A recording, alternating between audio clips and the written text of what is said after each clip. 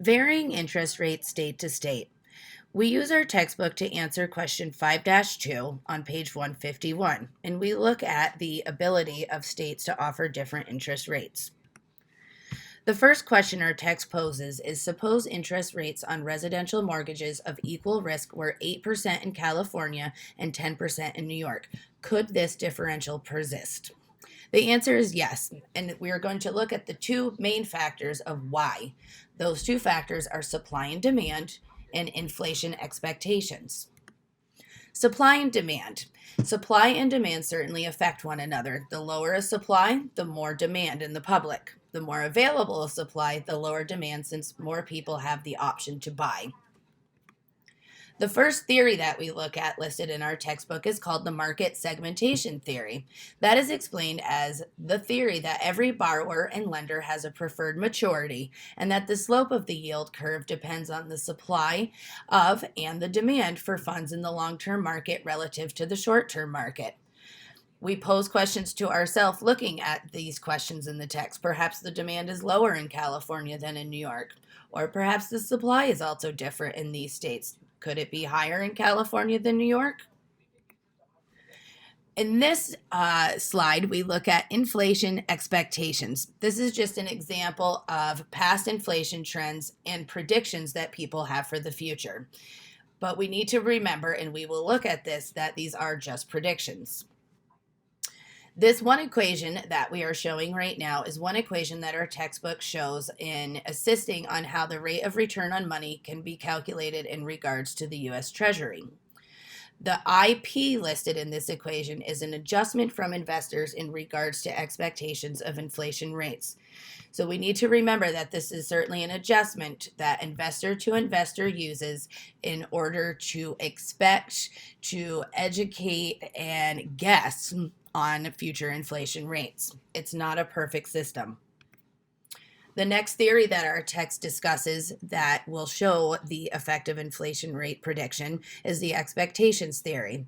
That is explained as the theory that the shape of the yield curve depends on investors' expectations about future inflation rates. The text continues to state that, in fact, the yield curve is often used as an aid when forecasting future interest rates because both investors and borrowers base their current decisions on expectations regarding which way interest rates will move in the future. So for this question that we're looking at, perhaps the New York State mortgage lenders are predicting higher inflation than the California mortgage lenders predicted while they were trying to figure out their interest rates. The equation is not perfect. It is still certainly a prediction.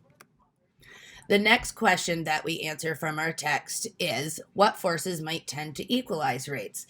Certainly rates can become more equal state to state, and we look at the two theories that we have looked at on how they vary. If supply and demand in the housing market becomes more equal, and or if the prediction of inflation rates equalizes between New York and California, then theoretically we would have more equal interest rates in these two states for the residential mortgages.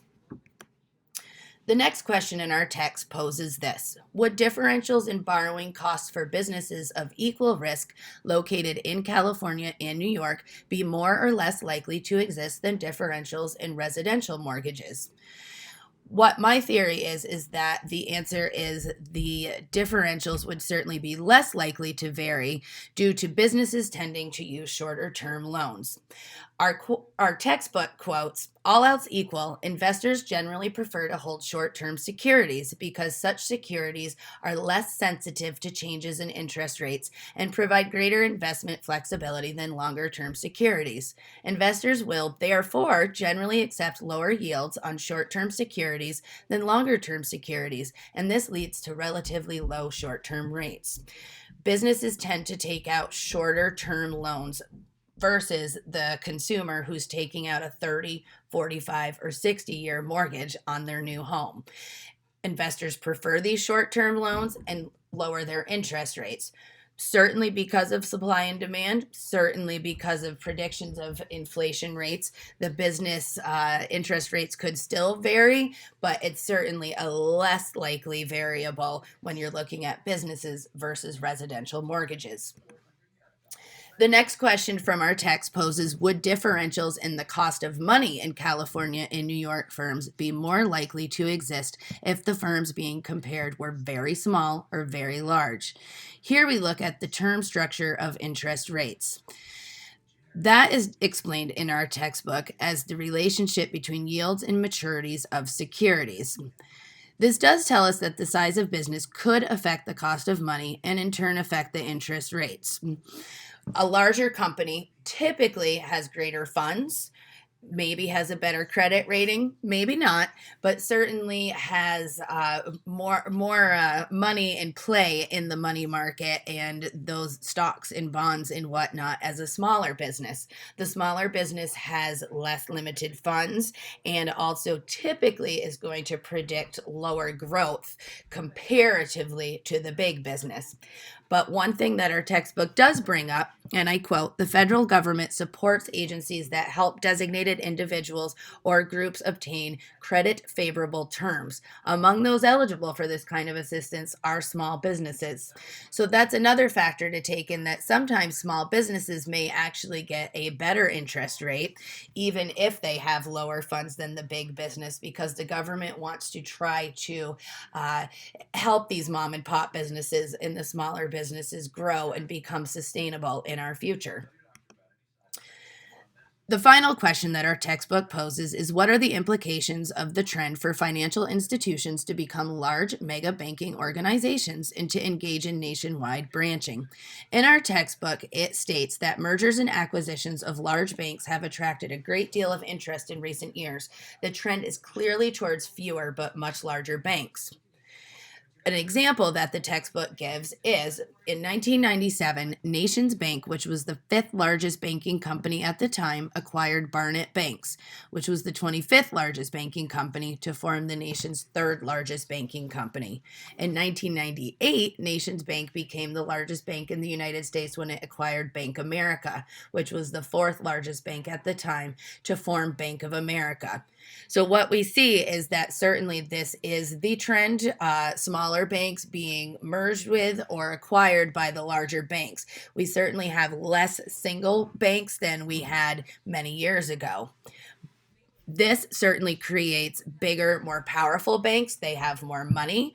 It gives them the ability to lower interest rates versus a small 1 to 2 bank in just a state where you maybe have, a few thousand investors and people opening up savings and checking accounts. But another thing to look at is that this is also scary in some respects. And the textbook, it quotes much of the blame for the financial crisis in the United States 2007 to 9 was directed towards the actions of financial institutions, especially with regard to some of their lending practices. So this shows that it certainly can help the consumer lower interest rates when you're working with a mega bank, but it also makes our faith and the predictability in our economy a little shakier for the future. We are putting our faith and trust into very few large mega banks, and we have less to work with. If one of those banks makes a mistake, goes bankrupt, it can affect a great deal of the country and the economy.